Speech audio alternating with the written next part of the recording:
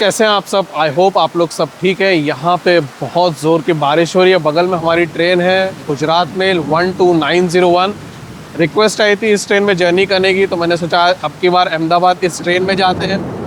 Fortunately मेरा ticket confirm हो गया, क्योंकि पहले भी कई बार ट्राई किया, लेकिन इस ट्रेन की डिमांड फिनोमिनल रहती है। और अगर आपका RAC भी है तो कभी कभार वो कंफर्म नहीं होता है। तो भाई देखते हैं, आज S3 में हमारी जर्नी है। 64 नंबर सीट है। बारिश ज़बरदस्त हो रही, मिड अक्टूबर है और एकदम तूफ़ानी बारिश, बादल गरज रहा है, सॉलिड बारिश हो रही है। तो कितना क्या मैं दिखा पाऊँगा ये तो मैं नहीं जानता, क्योंकि इतनी तेज़ बारिश में तो भाई साहब बहुत मुश्किल होता है। बहुत ही तेज़ बारिश हो रही है फिलहाल। और प्लेटफॉर्म नंबर 7 पे शेड काफ़ी कम है, तो इस बात का ध्यान रखें कि अगर आप ये ट्रेन पकड़ रहे हैं और अगर आप बारिश के मौसम में या बारिश आपको लग रही है आने वाली है, तो छतरी अपने साथ कैरी करें। मैं तो अच्छा खासा भीग गया, लेकिन फिर भी बचते बचाते अपने कोच के पास आ गए। जब आप प्लेटफॉर्म नंबर 7 पे एंटर करेंगे तभी आपको फर्स्ट AC, 2AC, 3AC मिलेगा, और 3AC इकनॉमी, और फिर उसके बाद स्लीपर है।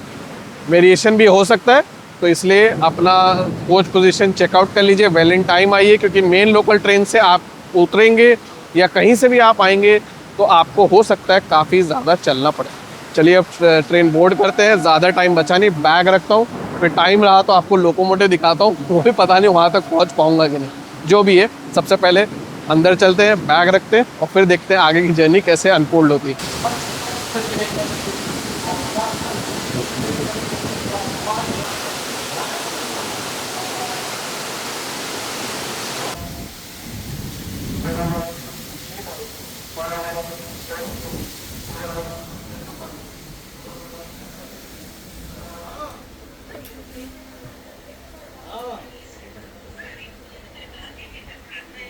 આપણે વિચાર કરવો પડે.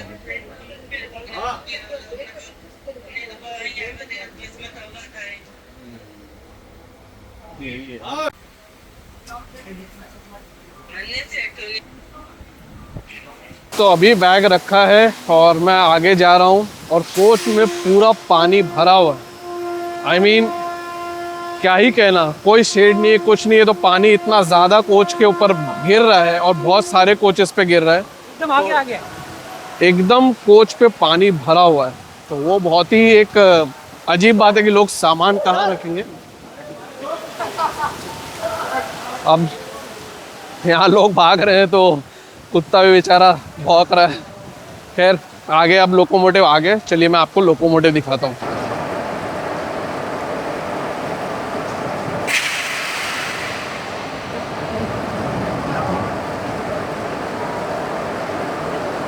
और ये मैं आपको दिखा दूँ, यहाँ पे आप देख सकते हो कि SLR है, यानी कि इस तरफ जनरेटर कार नहीं है, और यहाँ पे आगे ही 2 जनरल के कोचेज़ हैं। उसके बाद तो स्लीपर स्टार्ट हो जाता है, आप पीछे देख सकते हो। तो ये कुछ जनरल के बारे में है। चलिए अब अपने कोच के पास चलते हैं। तो अब 5 मिनट भी बचे नहीं है, ट्रेन थोड़ी देर में चलेगी। अपने कोच के पास आ गया हूँ। 6 स्लीपर क्लास के कोचेज़ हैं, और आप स्लीपर क्लास के कोचेज़ का फेयर भी आप देख सकते हो, स्क्रीन पर आ गया है। 2 3AC इकनॉमी के कोचेज़ हैं, उसका भी आप पैर देख सकते हो स्क्रीन पे, और वो स्लीपर क्लास कोचेज़ और 3AC के बीच में। और 6 3AC के कोचेज़ हैं, 6 3AC के कोचेज़ हैं, और उसका भी फेयर आपके स्क्रीन पे आ गया होगा। तो अब आप वो भी देख सकते हो कि उसका फेयर क्या है। थोड़ा सा ही फ़र्क है 3AC इकनॉमी में और 3AC में, लेकिन अगर आपको लोअर बर्थ चाहिए तो 3AC ज़्यादा बेहतर रहेगा, क्योंकि सीट्स ज़्यादा है। और 3 2AC के कोचेज़ हैं, उसका भी फेयर आप देख सकते हो। और एक complete full dedicated first AC का भी कोच है, यानी कि HA1 नहीं है, H1 है, और उसका फेयर आपके सामने आ गया। चलिए अब वापस आ गया हूँ अपने कोच के पास, S3। अब देखते हैं डिपार्चर हमारी ट्रेन का दादर स्टेशन से, जो कि मेरे समझ से हो जाना चाहिए शार्प ऑन टाइम।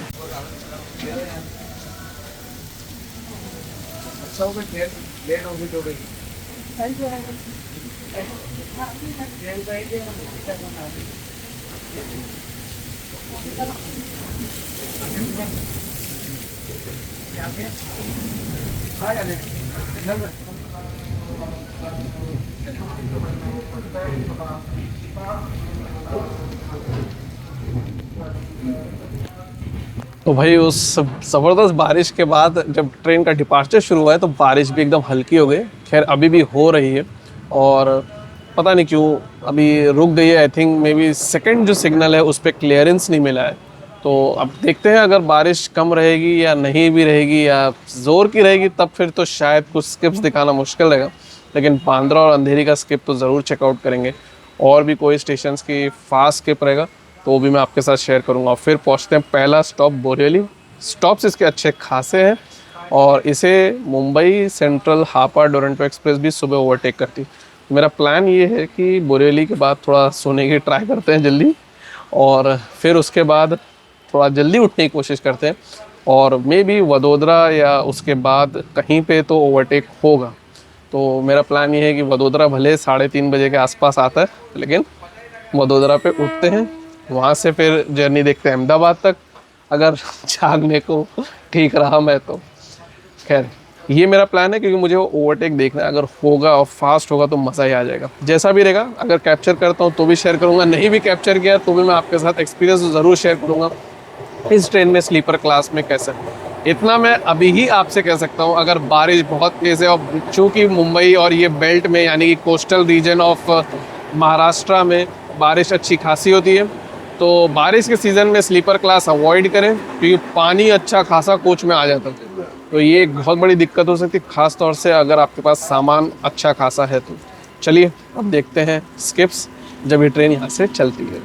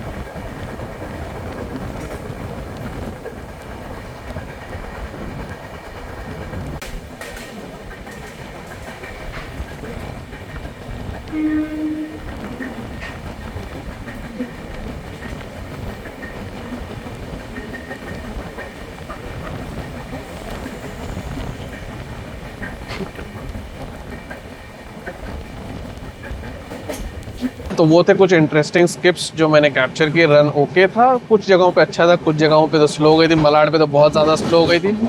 और अब हम पहुंच गए हैं बोरेली, तो मैं आपको बोरेली का अराइवल दिखाता हूँ। खाने का इन शॉर्ट मैं आपको बता दूं, जहाँ से भी आ रहे हैं आप लेके आए। पेंट्री कार नहीं है तो पेंट्री कार की एक्सपेक्टेशन मत रखिए। और ऐसे भी 10 बजे तो आप बोरेली या 10 के बाद ही आप बोरेली पे बोर्ड करेंगे, तो खाना अपने साथ है। चलिए देखते हैं अराइवल बोरेली पे, और फिर उसके बाद अपनी सीट पे चलेंगे। यहाँ पे ट्रेन हो जाएगी एकदम फुल।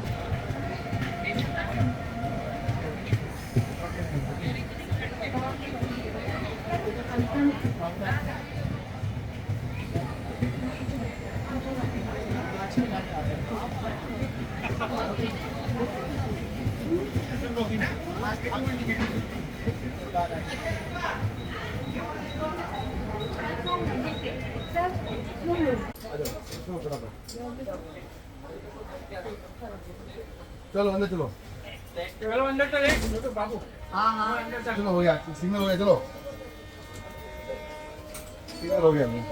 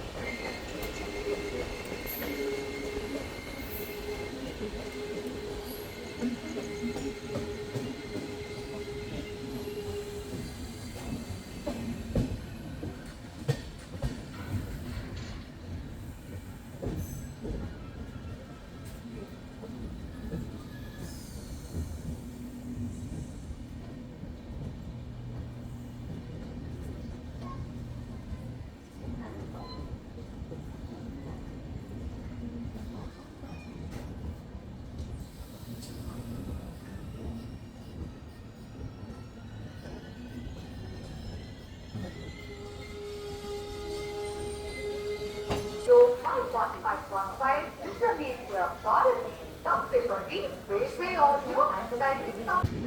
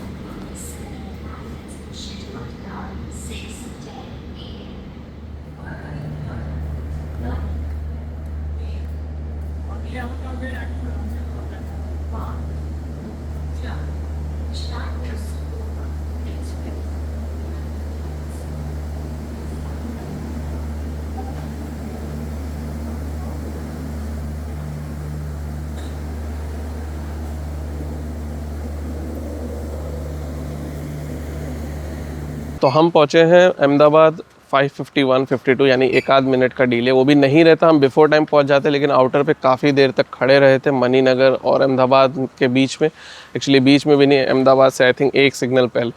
तो भाई पंक्चुअलिटी में ट्रेन की इतनी कोई दिक्कत नहीं होती है अनटिल अनलेस कुछ अनहोनी ना हो जाए।